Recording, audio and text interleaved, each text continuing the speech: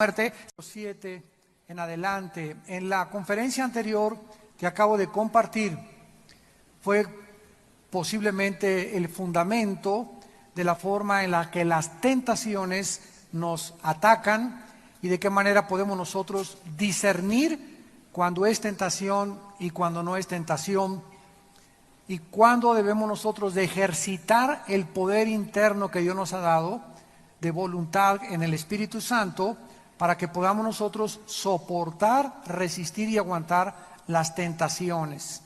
Así que esta podría decirse que es la segunda parte de la conferencia anterior, enfrentando la tentación o los pasos de la tentación. Así que les recomiendo que consigan la primera conferencia, porque esta es la consecuencia del pecado. En Génesis capítulo 3, versículo 7 al 24, la Biblia nos revela de qué manera el pecado inmediatamente que es aceptado, y cuando nosotros comenzamos a ir en contra de la voluntad de Dios, cuáles son las consecuencias inevitables. No se pueden evitar las consecuencias del pecado, que esto quede muy claro. Hay perdón en la sangre de Cristo. Cometiste adulterio, robaste, fornicaste, engañaste, mentiste, te arrepientes y Dios te perdona, pero las consecuencias de lo que tú hiciste es inevitable recogerlas.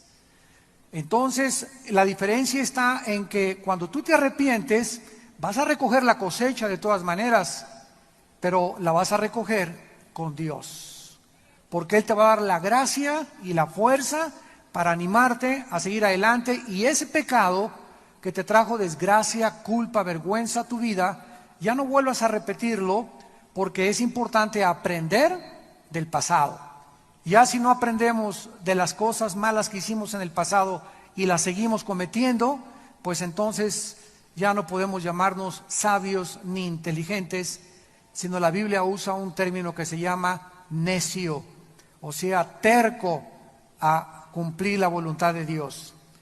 En este pasaje, la Biblia dice que en el momento en que la primer pareja humana pecó, versículo 7, fueron abiertos los ojos de ambos. Aquí nos damos cuenta que no se refiere a los ojos físicos, porque antes no estaban ciegos, todo lo contrario, sino que aquí desde luego que se está refiriendo a otro par de ojos que tenemos, que no son los ojos físicos, sino los ojos espirituales. O sea, en ese momento Adán y Eva cobraron conciencia del estado en el que se encontraban. Y esta es una de las realidades más trágicas de la vida humana: ignorar las consecuencias que se derivan del pecado. El pecado es la causa de todos nuestros sufrimientos, de todas las guerras, de todos los crímenes, de todos los genocidios, de toda la violencia, de toda la inmoralidad, de todo el paganismo, de toda la idolatría. Dios nos creó como seres humanos responsables, como agentes morales para escoger entre el bien y entre el mal. Los hipopótamos, las jirafas, los leones, los perros, los gatos no tienen esa capacidad ni esa opción de poder decir: me voy a portar bien, me voy a portar mal, escojo esto, escojo aquello. Pero nosotros sí la recibimos de parte de Dios. No nos creó robots para que fuéramos programados como los animales, así a ser guiados por nuestros instintos. Entonces el ser humano rechaza a Dios, no quiere someterse a la voz de Dios, y se deteriora la imagen de Dios dentro del alma y del espíritu de Adán y de Eva. Veamos en primer lugar en el versículo 7, pues, la primera consecuencia del pecado. Fueron abiertos los ojos de ambos y conocieron, se dieron cuenta, descubrieron, lo que nos hace pensar que antes de esto no estaban conscientes de que estaban desnudos. Si tú tomas a un niño de 2 y 3 años de edad y a una niña de 2 y 3 años de edad, y los metes a los dos niños a una tina desnudos, ninguno de los dos están conscientes de que están desnudos. No se comienzan a mirar sus órganos reproductores, ni se comienzan a señalar, ni mucho menos, ¿verdad? Porque están ignorantes en su inocencia. Pero si tú tomas a un niño de 5 o 6 años de edad o a una niña de 5 o 6 años de edad, inmediatamente ya a esa edad ya están conscientes de su desnudez. Y esto es precisamente lo que Dios quiere que nosotros tengamos en nuestra vida, la inocencia, para que podamos nosotros ser transparentes delante de Dios. ¿Qué significa esto de que sus ojos fueron abiertos? No fueron abiertos físicamente, ya lo vimos, sino fueron abiertos los ojos de su conciencia. Antes de pecar, eran moralmente perfectos, eran inocentes, pero el pecado produjo un cambio repentino en sus corazones y en sus mentes. Supieron inmediatamente que algo estaba mal. Inmediatamente algo les dijo, una campana comenzó a sonar dentro de su vida que produjo este cambio y supieron que algo estaba mal. Supieron que algo terrible había sucedido con sus vidas. Ya no eran perfectos, ya no eran inocentes, ahora experimentaban culpa y vergüenza, ahora conocían el bien y el mal bajo sus propios ojos. Y esto es precisamente lo que la Biblia llama la conciencia. Los animales no tienen conciencia. La conciencia es una voz como de un juez interno que cuando hacemos algo bueno nos premia, nos llena de satisfacción, nos llena de paz. Pero en el momento que hacemos algo que viola la ley de Dios, algo dentro de nosotros nos llena de culpa, de vergüenza, de amargura, de irritabilidad, de enojo, de ira, porque es como una campana que suena y nos dice, outside, has cometido una violación al reglamento, estás descalificado. Esto no lo tienen los animales. Este interior fue traumático porque el pecado transformó totalmente sus vidas. De la seguridad, ahora se sentían inseguros. De la comodidad, ahora se sentían incómodos. Del gozo, ahora se sentían tristes. Del amor, se sentían rechazados. Del control, dominio propio y la disciplina, ahora sentían culpa y vergüenza. Esto es lo que el pecado produce en nuestras vidas. Dios nos ofrece seguridad, nos ofrece paz, comodidad, gozo, amor, control. Qué maravilloso es poder vivir así. Y en cuanto nosotros pecamos, la inseguridad, la intranquilidad, la incomodidad, la tristeza, la culpa, la vergüenza, el rechazo, la paranoia, la gente no me quiere, me rechaza, embarga y abraza nuestra vida espiritual. Cuando tú eres santo, eres feliz. Cuando tú pecas, eres infeliz. La única manera de ser feliz en la vida es bajo la santidad. No hay otra manera de ser feliz en la vida más que siendo santos delante de Dios. Desde entonces, desde aquel tiempo hasta nuestros días, los seres humanos experimentamos los mismos sentimientos. En el libro de Deuteronomio, acompáñame por favor al capítulo 28 del libro de Deuteronomio, encontramos precisamente las consecuencias que Dios menciona a Israel bajo las maldiciones. Porque la maldición no viene a nuestra vida sin causa. El mal que te ha venido a tu vida no es sin causa. La tristeza, la culpa, la vergüenza, la intranquilidad que sientes no tiene más que una sola raíz, que es el pecado. Las pastillas tranquilizantes del psicólogo, los chochos que te dé el psiquiatra, no te van a quitar eso.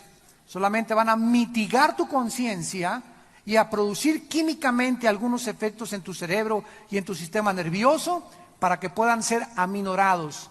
Pero la culpa y la vergüenza no pueden ser quitadas con pastillas tranquilizantes más que con la sangre de Jesucristo.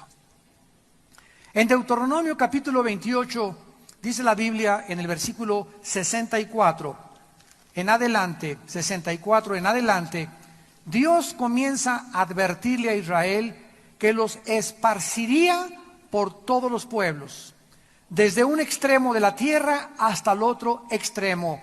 Repito, esto es bajo la maldición. ¿Se acuerdan lo que le pasó a Caín En el momento en que Caín cometió su primer pecado, Dios le dijo que su castigo, Génesis 4, sería ser errante. ¿Recuerdan? Errante por toda la tierra. Sería un vagabundo por toda la tierra. ¿Qué significa esto? Que ahora él se iba a enfrentar a un mundo de tormentas, de lluvia, de confusión filosófica, confusión política y moral, etcétera, etcétera. Y va a entrar a ese mundo, a ese planeta, confundido, sin luz, sin saber quién tiene la verdad, quién tiene la mentira, será verdad, será sandía, será la vieja del otro día. Iba a comenzar Caín a ser como un vagabundo, y esta es la consecuencia de la humanidad actualmente. ¿Cuántos de ustedes andan por el mundo sin rumbo? De una botella a la otra botella, de una droga a la otra droga, de una filosofía, de los mormones a la ciencia, a la cienciología, del control mental a los gurús, de los gurús al budismo zen, del budismo zen a la nueva era, buscando siempre por encontrar, consultando libros, consultando filosofías, etcétera, etcétera, y nunca llegan al conocimiento de la verdad. De una mujer a otra mujer, de un cine al otro cine, de un hombre a otro hombre, mujeres, etcétera, etcétera. ¿Por qué? Porque andas errante, andas como vagabundo, no tiene rumbo, no tiene propósito, no tiene significado tu vida. Esto es el resultado de una maldición. Sentirte así en la vida es una consecuencia del pecado.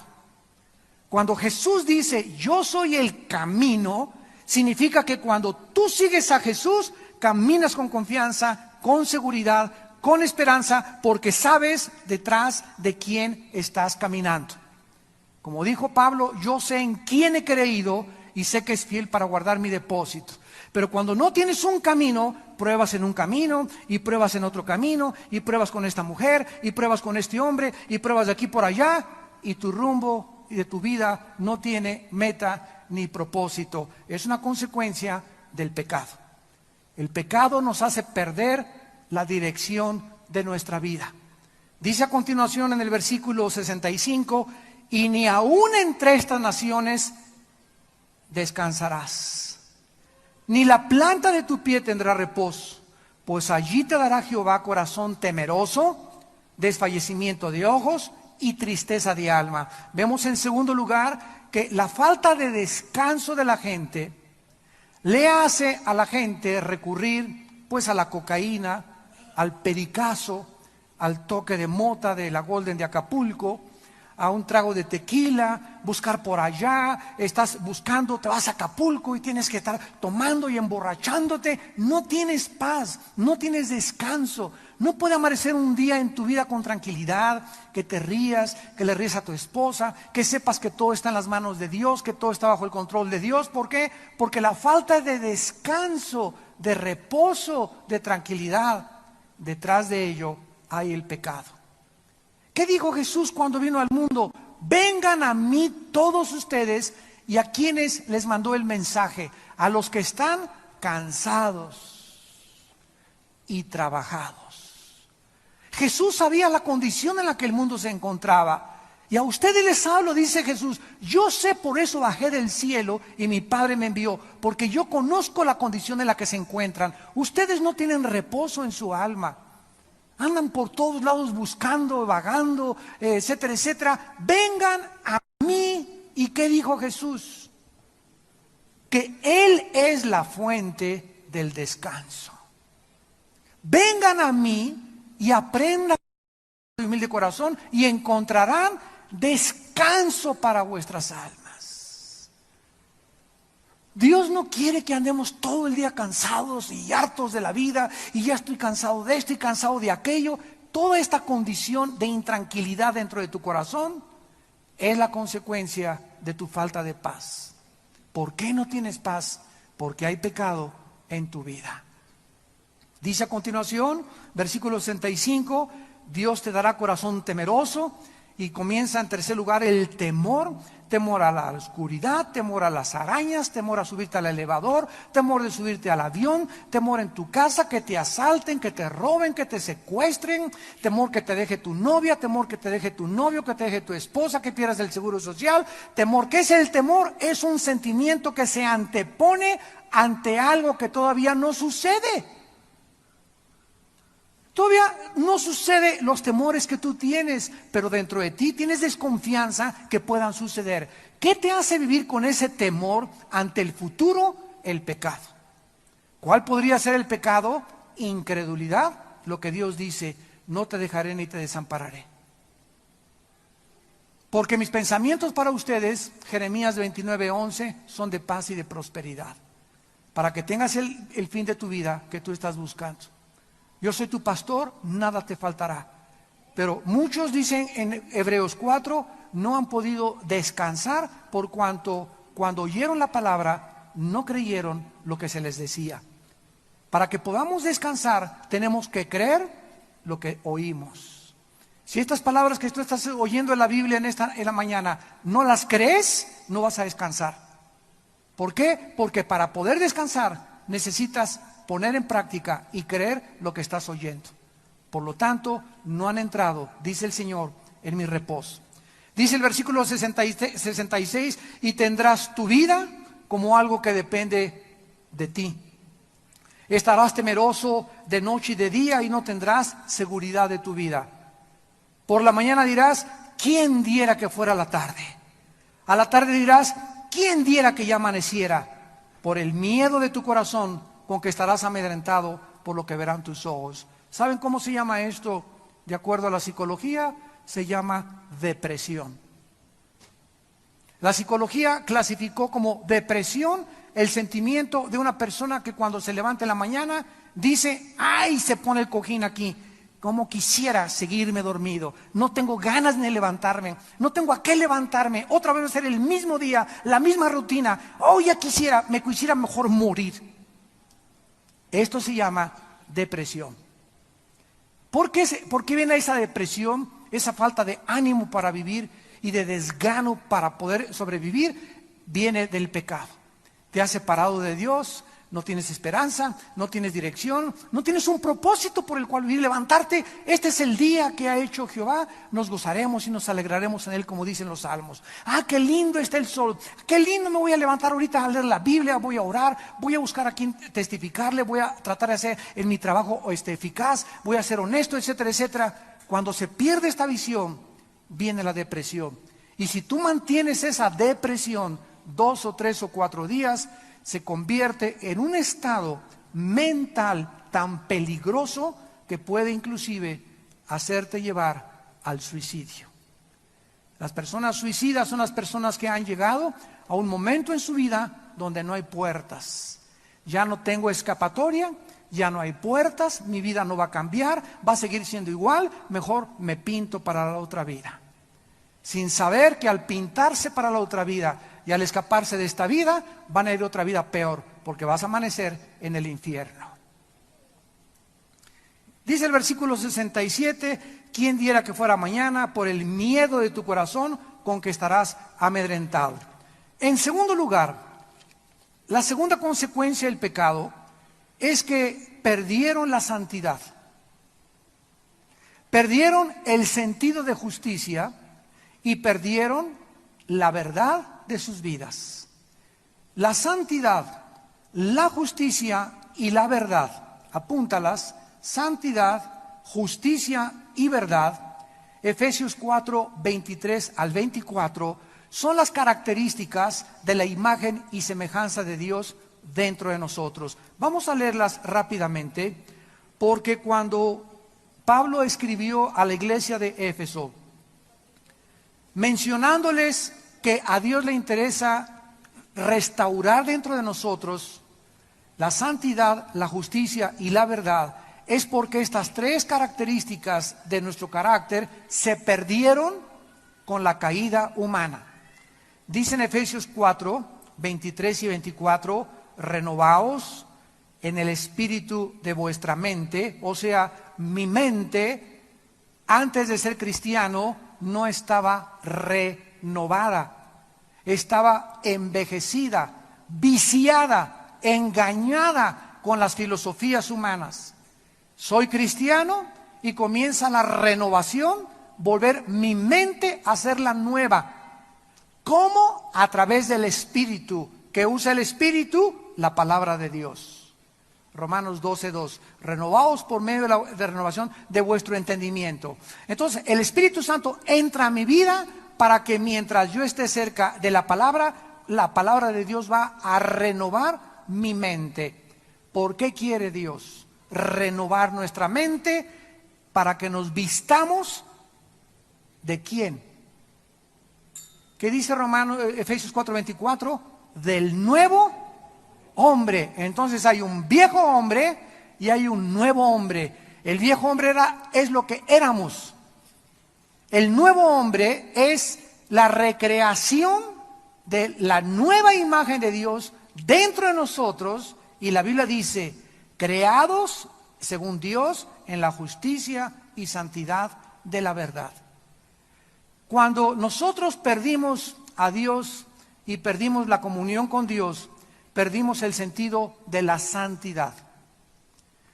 Y el ser humano, por traer la imagen de Dios deteriorada, pero aún la traemos, como dice Santiago, la traemos dentro, pero deteriorada y pervertida, el ser humano sabe muy bien que necesita y quiere ser bueno. Y por eso en Navidad, Al Capone, el gángster de los años 30 allá en Chicago, se vestía de Santa Claus y 2 o 3 días antes ponía en la pared a 30 o 40 policías y los ametrallaban y envenenaban con alcohol a millones de personas. Pero en Navidad se vestía de Santa Claus y les daba dulces a los niños. Y se sentía bueno en Navidad. Algo en su corazón le hacía, mi conciencia la tengo que ahogar y tengo que hacer algo para que yo pueda sentirme bueno de perdida. ¿Cuántos hombres también casados que son adúlteros y tienen amantes y son ejecutivos o artistas o políticos, pero mandan construir orfanatorios? ¡Qué lindos! Asilos para ancianos, salen en el periódico, el licenciado fulano de tal, el doctor fulano de tal, el gobernante fulano de tal, hizo esto y mandó construir carreteras. ¡Qué hombre tan altruista y tan bueno! Y tal deportista donó $100,000 para el descubrimiento del antivirus, de la influencia o del SIDA. Y vemos que ante el mundo estas personas se lavan la conciencia haciendo obras buenas para poder apagar lo malo que son interiormente. Y esta es la historia de la humanidad, estar buscando, ¿verdad?, ser buenos, porque traemos la santidad dentro de nosotros. Cuando venimos a Cristo, la recobramos otra vez. Y Dios me dice, ahora eres santo porque yo soy santo, dice el Señor, mantente en la santidad. La santidad no significa ser bueno. Es la palabra hebrea, agios en el griego, y es la palabra kadosh en el hebreo, kadosh y agios en el griego, y significa ser diferente, ser separado. El mundo está en tinieblas, el mundo está en pecado, el mundo está en confusión. Viene Dios a mi vida, inmediatamente me rodea la luz, y la luz, las tinieblas no pueden prevalecer contra la luz. Estoy bajo el reino de Cristo y ahora Dios quiere que yo alumbre, que entre al salón de mi clase, a mi bufete, a mi trabajo, a mi taller de carpintería, a la universidad, a donde quiera que yo vaya. Dios quiere que me acompañe la luz y que esa luz, la gente alrededor la pueda ver en nuestras buenas obras. Que la gente pueda saber que tú eres diferente en tu escuela a las demás niñas, que eres diferente a los demás muchachos, que eres diferente a los demás abogados, a los demás doctores, a tus familiares. La gente lo nota inmediatamente cuando somos diferentes, cuando nos portamos de manera totalmente diferente a como se porta el mundo, cuando no nos reímos de los chistes de los cuales el mundo se ríe, cuando no festejamos la pornografía ni la maldad que el mundo festeja y se divierte con ella, cuando no permitimos que a mi esposa, ¿verdad?, la llevo a un lugar o mis familiares comiencen a hablar mal de ella o la critiquen o la juzguen, agarro a mi esposa y me la llevo. ¿Por qué? Porque a mi esposa no me la tocan. Somos nosotros los protectores de nuestra familia y de nuestros hijos. En segundo lugar, el hombre perdió la justicia. ¿Por qué hay huelgas? Huelgas de enfermeras, de policías, de carpinteros, de partidos políticos, de barrenderos, de la salud pública, de las enfermeras, del seguro social, huelgas por todos lados. Vemos que está el mundo en una mare magnum rebelándose contra el gobierno, incendiando los coches, tumbando todo, porque dentro de nosotros existe el sentimiento de la justicia. Y los ciudadanos se llegan a hartar de las injusticias y salen a las calles. Me refiero a las verdaderas protestas, no a las que son provocadas para derribar gobiernos por diferentes partidos políticos. Porque hay partidos políticos que le compran a 1,500 personas una cachucha, le dan su lonche, le dan su torta, les dan comida para 3 días y los lanzan a la calle, les mandan camiones y ellos no quieren protestar. Están pagados para protestar y públicamente hacerle creer a la gente que están en contra del gobierno. No me refiero a esas protestas compradas. Me refiero cuando es verdadero tu sentimiento y sales a la calle y dices no al secuestro. Pena de muerte a los secuestradores. Amén, amén y amén. ¿Qué alma tan falta de misericordia? Eso no es tener amor. Vi el otro día un cartelón que decía en el periférico: si nosotros abogamos por la pena de muerte, seremos asesinos. Fíjense ustedes cómo este partido político clasifica la pena de muerte para que si el gobierno ejecuta la pena de muerte, serían asesinos. El gobierno tiene la prerrogativa, damas y caballeros, dada por Dios, de castigar a los culpables y a personas que han perdido el derecho a vivir dentro de una sociedad. A un jitomate podrido lo tienes que sacar para no infectar a los demás.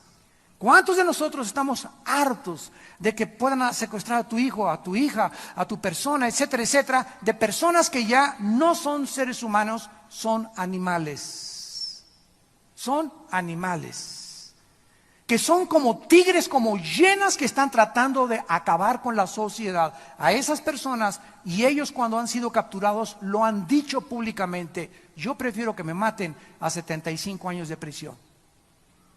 De acuerdo a Dios, hay personas que han perdido su derecho a la vida. Y mientras las penas no sean justas, ¿qué pena paga porque secuestren y maten a tu hijo? Que le echen 75 años de prisión. ¿Tú crees que eso va a bastar para la muerte de tu hijo?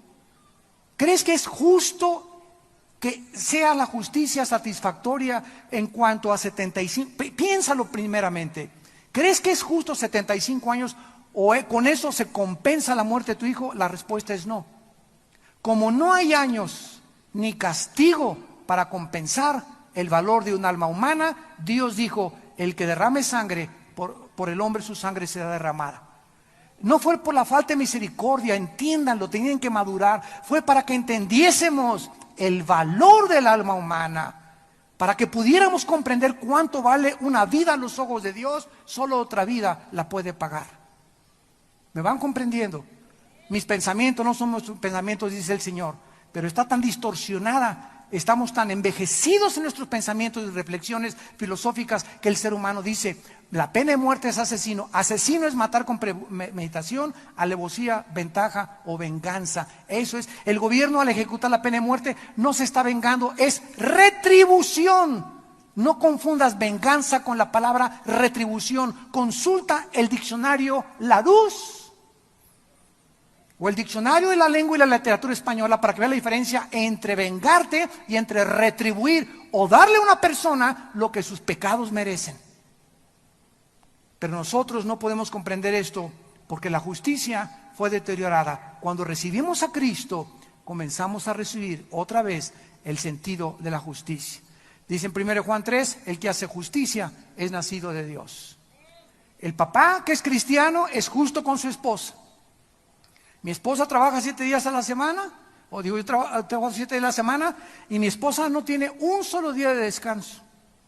Creo que es justo que el domingo me la lleve a los tacos, me la lleve a los tacos al vapor, o a otro restaurante si tienen su a Chapultepec, pero es justo que mi esposa no lave, no planche, es justo que de repente yo lave la ropa y la meta y no soy mandilón, meto la ropa a la lavadora y la ayudo, o es justo que una vez o 2 veces a la semana la ayude y yo barra la casa, es justo que a veces yo me quede con los bebés y yo los cambie, es justo que tú le des a tu esposa lo que tu esposa merece. Es justo que tus hijos pasan de año y tienen buenas calificaciones. Es justo que los recompenses y es justo que los castigues cuando violan las leyes de tu casa. Es justo pagar nuestros impuestos al gobierno. Es justo pagarle los diezmos a Dios.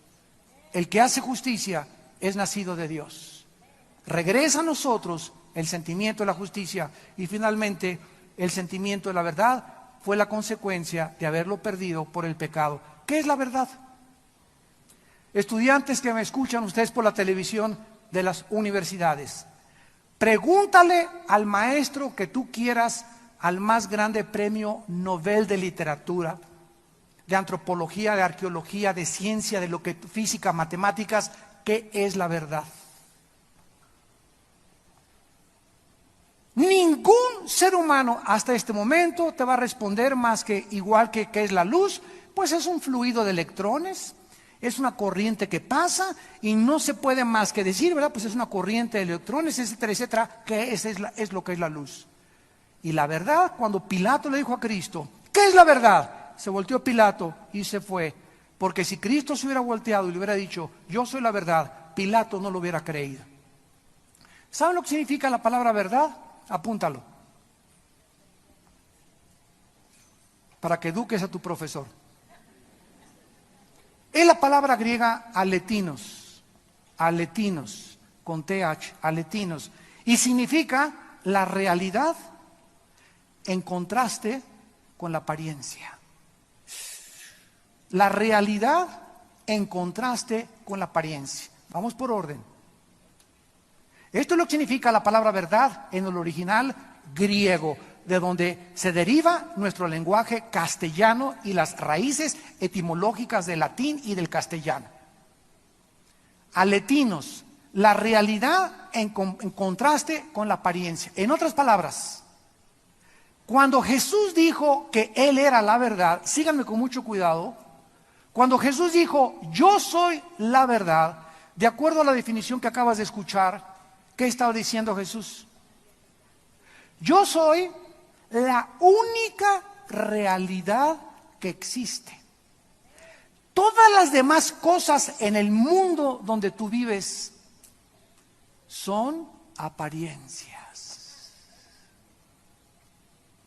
El sexo, la popularidad, las riquezas, el dinero, el oro, la plata, el puesto político, todo lo que ves, los espectaculares a tu alrededor, es puro bluff. Y todo lo que tú pruebes a tu alrededor como no es realidad, es una apariencia, es como un espejismo, es como un oasis. Cuando tú pruebes lo que el mundo te ofrece, poder, popularidad, prestigio, política, mujeres, etcétera, etcétera, te vas a dar cuenta, cuando seas popular, cuando seas rico, cuando tengas mujeres, cuando tengas lo que tú estás buscando, que creíste que era la realidad, lo vas a descubrir que sigues vacío. Porque de esta agua volverán a beber y a tener sed, pero el agua que yo les doy, yo que soy el origen y la fuente de la realidad, nunca volverán a tener sed. Los que vienen a Jesús han entrado a ser realistas y a vivir verdaderamente lo que es real. Y cuando entramos al mundo de lo real, de la verdad, nos damos cuenta que ya el mundo a nuestro alrededor no tiene nada que ofrecernos, y por el gozo que tenemos después de nuestra muerte vamos a menospreciar el sufrimiento y el pecado. Cuando el diablo atacó a Satanás, el Satanás atacó a Cristo, ¿qué le ofreció el diablo? ¿Qué le ofreció? Le ofreció todos los reinos de la tierra. ¿Qué le estaba ofreciendo? Las apariencias. El mundo pasa y sus deseos. 1 Juan 2:15 al 17, pero el que hace la voluntad de Dios permanece para siempre.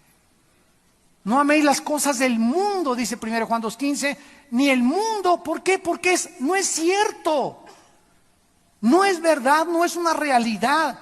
No améis al mundo ni las cosas del mundo, porque los deseos de los ojos y los deseos de la carne y la vanagloria de la vida, el poder, la fama, el prestigio, no provienen de Dios, sino del mundo, del sistema, de este territorio ocupado donde vivimos, controlado por el Dios de las apariencias, Satanás. ¿Y qué usa Satanás? El engaño de las apariencias para hacernos caer en el pecado. Mire esta mujer, la apariencia, guapa, a tu esposa ya se parece a la pequeña Lulú. La apariencia, y te va sobre el pimpollo y el panquecito marinela, pues sí es cierto, ¿verdad? O ese hombre más guapo, o sobre esa muchacha, te guías por las apariencias, porque los hombres miran lo de afuera, porque no has aprendido a discernir lo que se encuentra dentro de esa persona. Porque no tienes el discernimiento espiritual. Eres engañado por el oro, por la plata. Quiero ser modelo, quiero ser esto, por las apariencias. Y crees que eso es el mundo. Porque Ricky Martin, y porque Michael Jackson, y porque esto y el otro, y porque Britney Spears, y los artistas y los deportistas son apariencias todos. Y la mayor parte de estas personas por dentro están podridos, corrompidos. Se están deshaciendo en su carácter, porque por afuera parecen sepulcros blanqueados, pero por dentro están llenos de gusanos.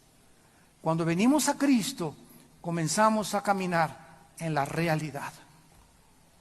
La realidad es que estoy casado y que le tengo que ser fiel a mi esposa.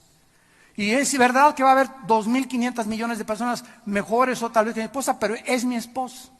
La realidad es que con el caimán que te casaste, es tu esposo, y va a haber hombres que se parecen a John Travolta y a Rambo, etcétera, etcétera, pero es tu esposo delante de Dios. Esa es la realidad. Y no te vas a guiar por las apariencias, ni vas a tomar una decisión por las apariencias. ¿Por qué? Porque quieres obedecer a Dios, y sin fe es imposible agradar a Dios. La verdad es que Dios me dice, yo soy soltero y no tengo todavía una novia, pues la realidad es vivir en la palabra. Esta es la única realidad, la verdad de Dios. Santifícalos en tu palabra es verdad. La palabra de Dios es la realidad. Aquí nos dice, como dicen los jóvenes, la neta pura. Y la neta pura es que Dios no quiere que te cases con un muchacho que no sea cristiano. Pero las apariencias te pueden engañar.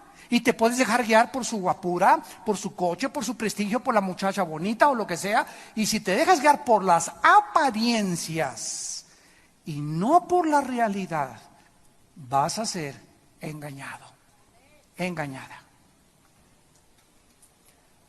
Adán y Eva perdieron la santidad, la justicia y la verdad. Y cuando perdieron el sentimiento y perdieron la característica de la verdad, el mundo se sumergió en un mundo de apariencias. El imperio romano, el imperio egipcio.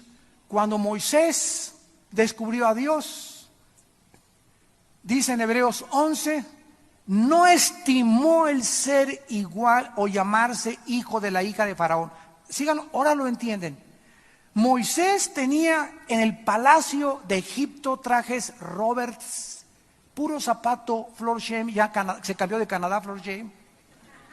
Tenía coches Ferraris, tenía Lamborghinis, tenía Volvos, tenía Porsche, y además cuando se muriera el faraón, síganme con cuidado, para que se den cuenta lo que hizo Moisés, él era el heredero del trono. La apariencia que el mundo le ofrecía a Moisés, muy pocos pueden rechazarla. La mayoría van por la puerta ancha y le escogen, porque el mundo quiere eso, prestigio, poder, dinero, seguridad a través de la influencia, del poder político, del robo, etcétera, etcétera.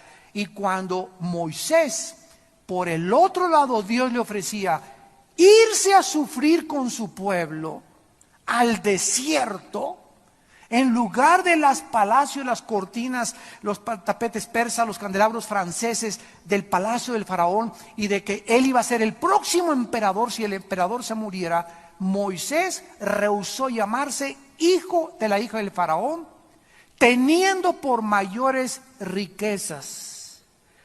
Moisés entró a la realidad y dijo, lo que el mundo me ofrece son apariencias, Dios me ofrece no lo que el mundo me ofrece, la realidad, que aunque yo sufra por Él, después vienen las verdaderas riquezas en la otra vida. Teniendo por mayores riquezas el vituperio y la persecución por lo que somos cristianos que las riquezas de Egipto. Hebreos 11, 24 y 25. ¿Se dan cuenta por qué los hombres de Dios, al descubrir la realidad, rechazaron? ¿Por qué la Madre Teresa? ¿Eres cristiana? Tú eres juez, ni yo soy juez. Lo único que te puedo decir una cosa, que esas mujeres ya no existen. Esas flores no se dan en cualquier maceta. La Madre Teresa fue una mujer insignificante, chaparrita, sin ninguna apariencia, nunca fue guapa, nunca fue linda, nunca ganó Miss Yucatán, ni Miss España tampoco. Una mujer insignificante. Tú la podrías ver, encontrarte en la calle y no le darías un peso por esa mujer. Pero había una grandeza dentro de su alma, tan grande, tan excelsa, que solamente Dios en la otra vida puede calificar, que dejó todo lo que el mundo le ofrecía al llegar a Nueva York. Le dijeron, oiga, le ofrecemos aquí un edificio con aire acondicionado para que usted sea la jefa del hospital, etcétera, etcétera. Y ella dijo, no es el medio ambiente donde uno vive lo que le da la paz y el reposo al alma humana, sino estar dentro de la voluntad de Dios. Dentro de la voluntad de Dios. Cuando yo oí esas palabras que dio en Nueva York antes de irse a Calcuta, de regresarse a la India y decirles, no quiero eso. Yo me regreso con mis leprosos, con mis leprosas.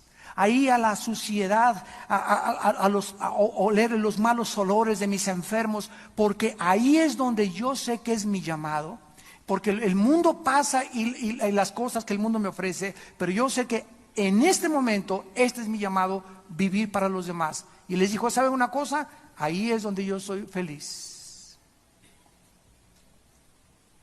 Nunca digas, ay viejo, pues vámonos mejor a Acapulco porque ahí sí me iría de misionero. Yo, pero de volada me iría de misionero a Cancún. Y mi viejo ahora lo van a trasladar a Veracruz, y hay mucho zancudo, hermano, en Veracruz. Y ahí en Tamacuspán, en Villahermosa también hay mucho, en Tabasco hay mucho zancudo, y estoy harta. ¿Sabes una cosa? Donde vaya tu esposo, tú vas. Y no es el medio ambiente, es que voy a dejar a mi mamá y voy a dejar la casa tan bonita que teníamos ahí en Valle Dorado, etcétera, etcétera. No es el medio ambiente, ni la casa, ni el lugar donde vas a ser feliz. Es donde Dios quiere que tú estés. Y si Dios quiere que te vayas a Macuspán y que te vayas a Veracruz o que te vayas a Monterrey, vete, porque si tú te vas y aceptas la voluntad de Dios, vas a descubrir que ahí es donde se encuentra la paz y la tranquilidad de tu alma. Estando en el centro de la voluntad de Dios.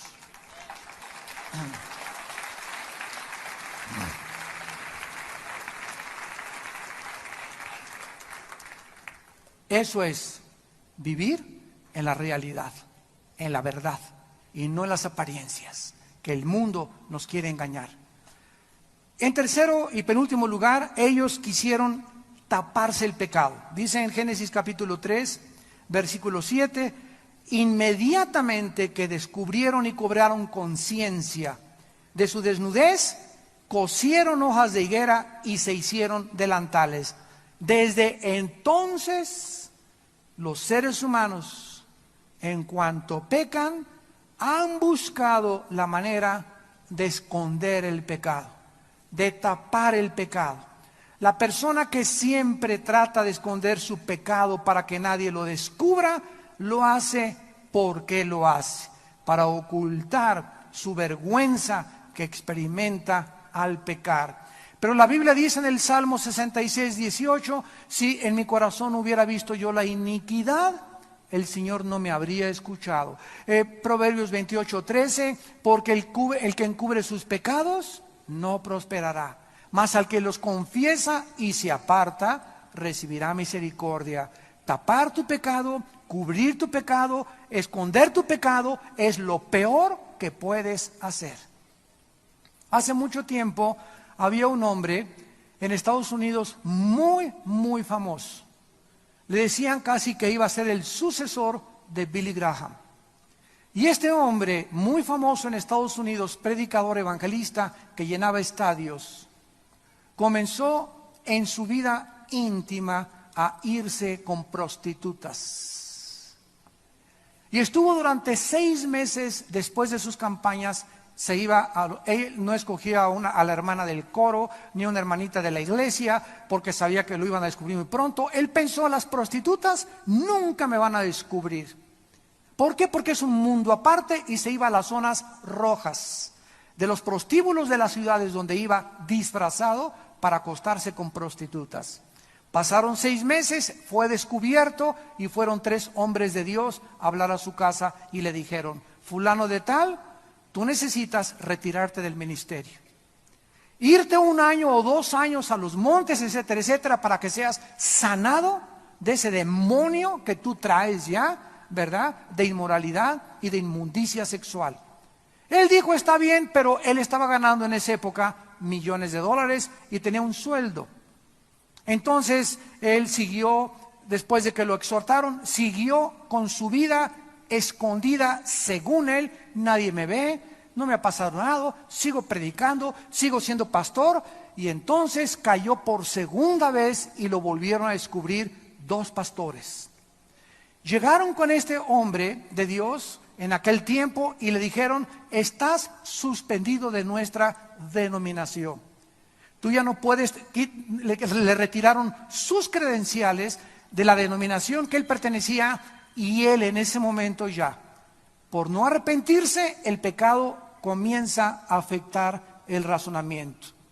Ciega totalmente nuestros pensamientos, afecta nuestra razón, ciega totalmente nuestra visión, porque el pecado nos traslada al mundo de las tinieblas. Él dijo: pues ahí está su denominación, yo no tengo que ser como ustedes, yo tengo mucho dinero y el mundo me conoce.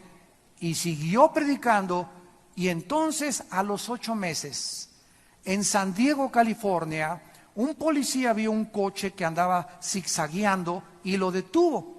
Y cuando detuvo este carro, en Estados Unidos, cuando te paran con aliento alcohólico o cuando te ven drogado, te bajan y te esposan inmediatamente. Y el policía, después de esposarte, tiene la obligación de esculcar tu coche para tratar de buscar la evidencia y encontrar o botellas o encontrar drogas, para usarlas en la corte como una evidencia para poder acusarte y encarcelarte. Y entonces, cuando se mete el policía, no solamente encontró botellas de whisky, sino que estaba lleno el coche de revistas pornográficas. Y la muchacha que venía con este predicador era una prostituta de las call girls, que les llaman VIP. Ahí, al llegar a la policía, ya no se pudo ocultar nada. Los reporteros reconocieron a este hombre famosísimo, y por todo el mundo se corrió, ¿verdad?, que había estado este hombre durante 2 años visitando prostitutas. Su ministerio se acabó. Cayeron, como dice David, como caen los gigantes y los hombres de Dios. ¿Por qué? Porque comenzó a faltarle el temor de Dios.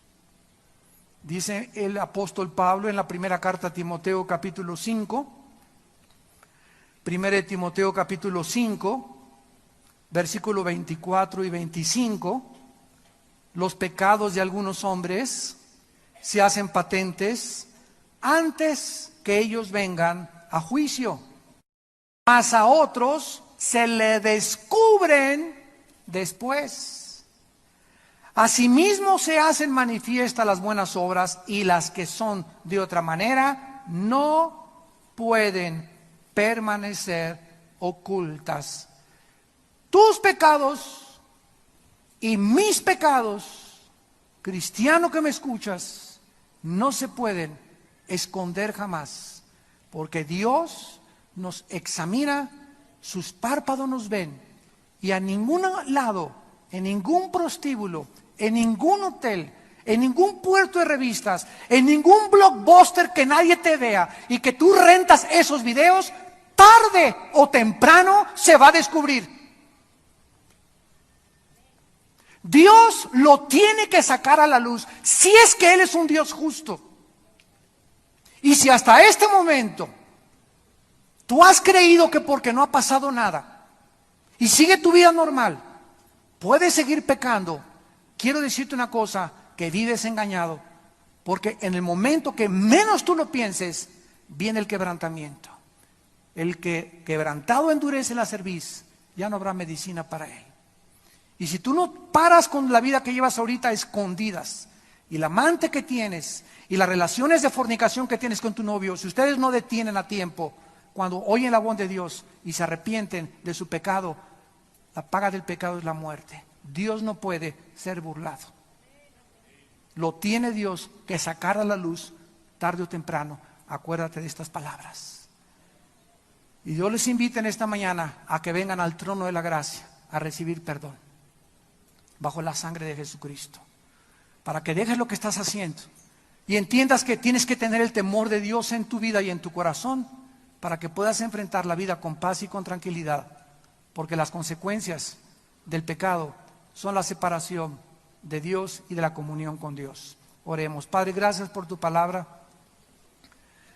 Gracias, Señor, por mostrarnos las terribles consecuencias del pecado, que es la muerte, la separación, de no tener comunión contigo, y de toda la intranquilidad, depresión, angustia, ansiedad,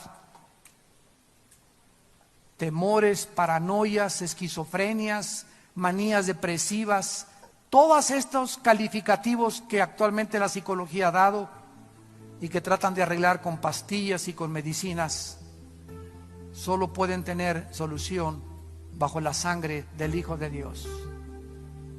Ven a la cruz, donde un hombre colgado entre el cielo y la tierra hacía la paz contigo y con su Padre por medio de su muerte.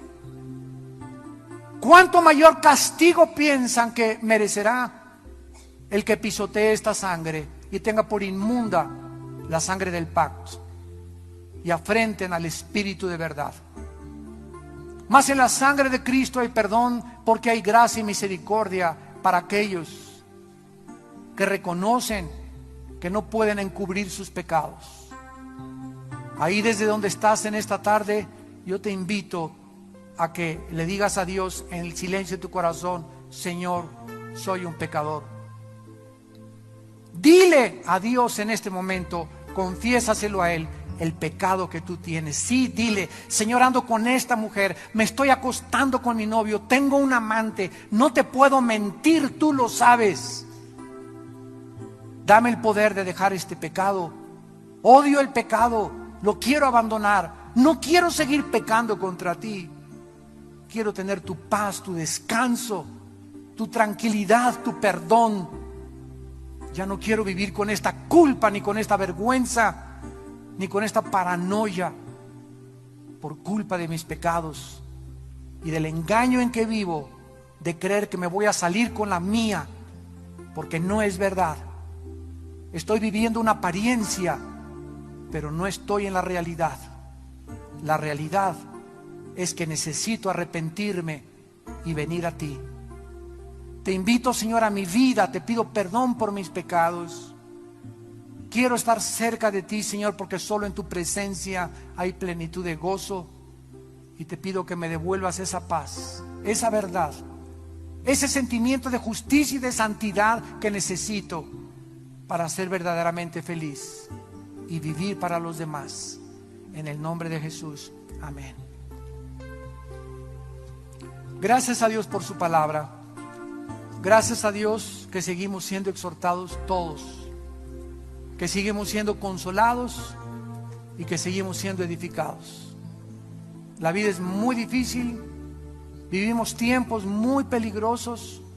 Dichosos y felices los que ponen atención a esta luz, a la cual haríamos bien en estar atentos hasta que el día esclarezca y venga Jesucristo por nosotros.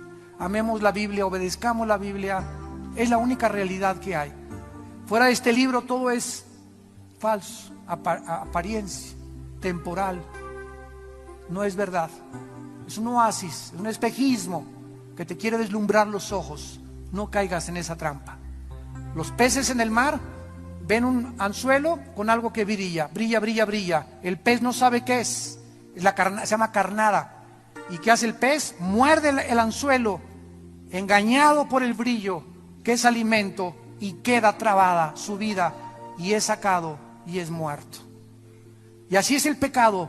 Nos avienta el diablo anzuelos para que veamos. Ve esa muchacha, qué guapa, qué guapa. Ve ese muchacho, mira el dinero, mira el oro, mira los dólares, mira el poder, mira el carro que te puedes comprar. Son anzuelos, no son verdad. Son apariencias. Y cuando lo muerdes, te das cuenta que no era cierto. Y acabas en la cárcel, acabas embarazada, acabas trayéndole sufrimiento a tu familia, a tus hijos, mal ejemplo. Y todo ¿por qué? Porque no quisiste portarte como hombre virilmente y decirle no al pecado. Dichosos los varones que soportan y resisten la tentación, porque recibirán la corona de vida. Nos paramos para la bendición pastoral.